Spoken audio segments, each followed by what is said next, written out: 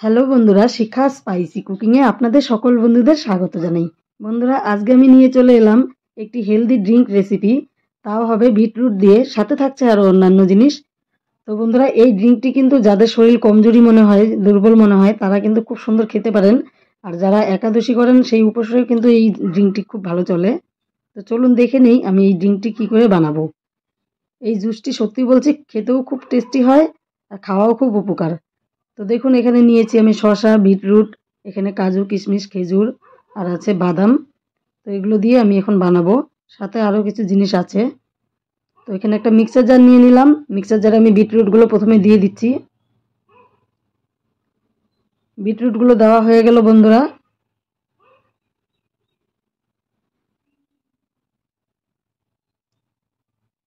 এবার সব বাকি জিনিসগুলো দিয়ে দেব। প্রথমে দিয়ে দিলাম কাজু, তারপরে দিয়ে দিলাম বাদাম।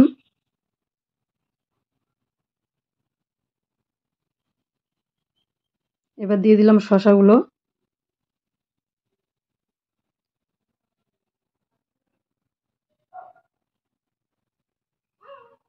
কিশমিশ, খেজুরটাকেও দিয়ে দিচ্ছি।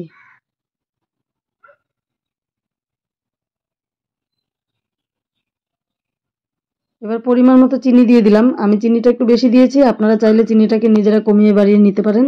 এবার আমি একটি পেস্ট করে নিলাম। এবার দিয়ে দেব কলা।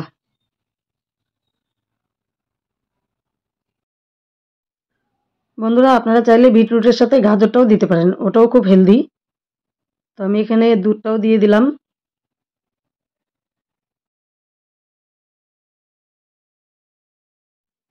বন্ধুরা, বাদাম, খেজুর আর কিশমিশটা কিন্তু আমি আগের থেকে 30 মিনিটের মতো ভিজিয়ে রেখেছিলাম। ভিজিয়ে রাখলে এই জুসটা করতে বেশি সুবিধা হয়। এবার আমি জুসটি তৈরি করে নিয়ে ফিরে আসছি।